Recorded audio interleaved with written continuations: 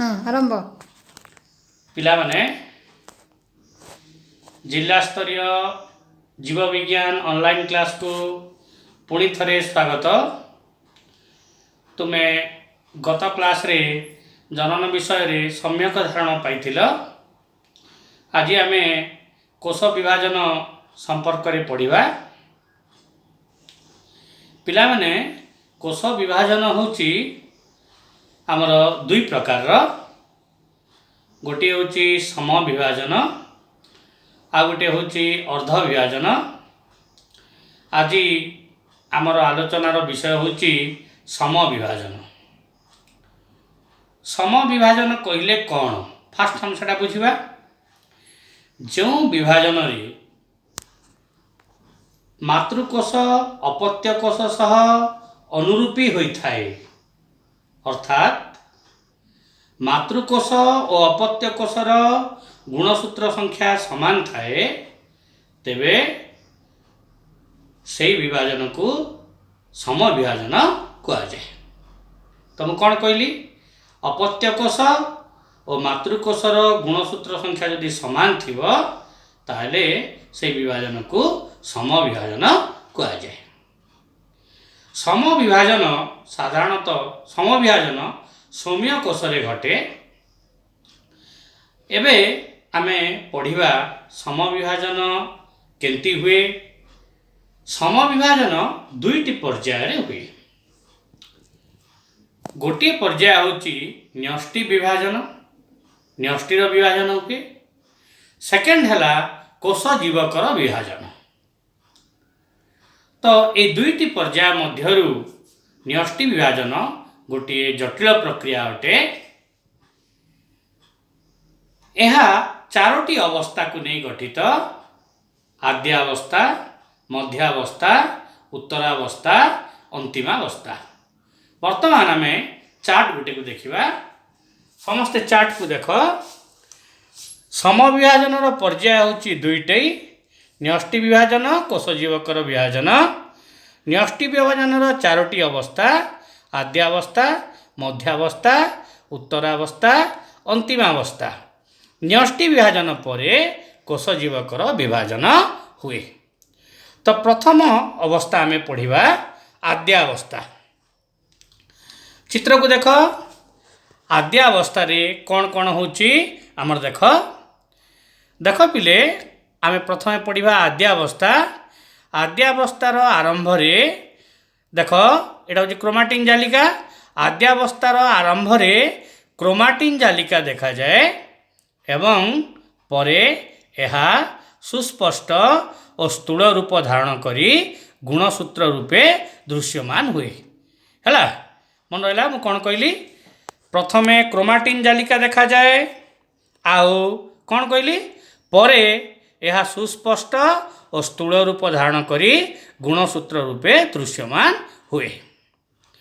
द्वितीय पॉइंट है मन रख, प्रत्येक गुणसूत्र अनुलंब भावे दुईटी एकक गुणसूत्र रे विभाजित हुए। एवं देख एठी यह किंतु यह गुणसूत्र केंद्र बा सेंट्रोमियर रे लगी रही थाए।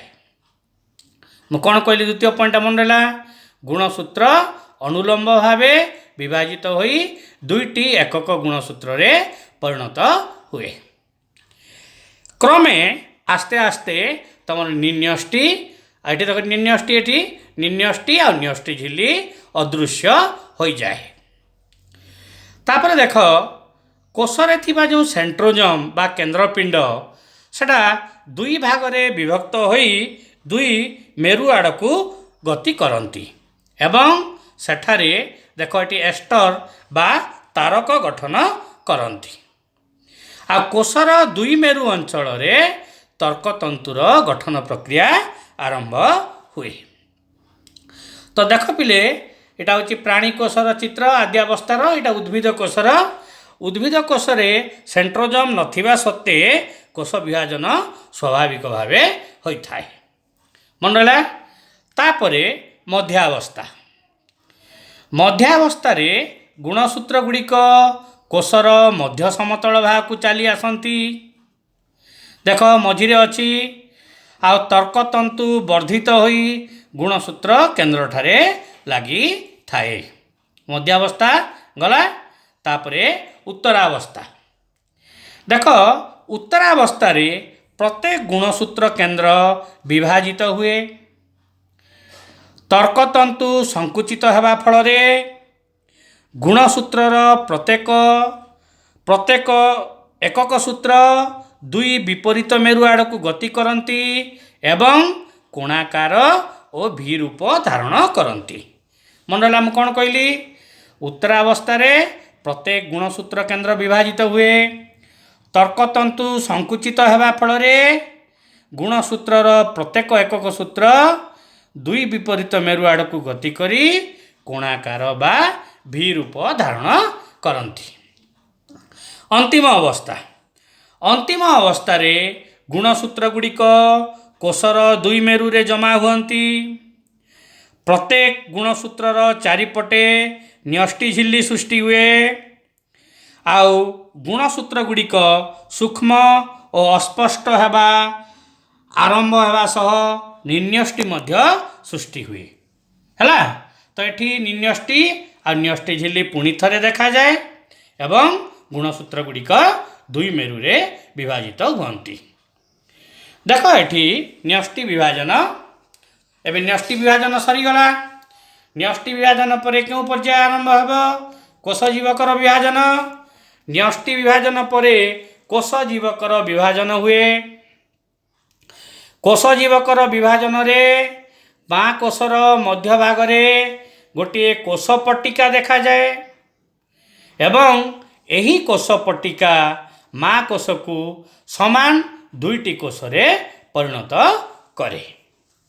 किंतु पिले मन रखी थ तमर प्राणी कोश रे कोश पट्टिका तैयारी हुए नहीं।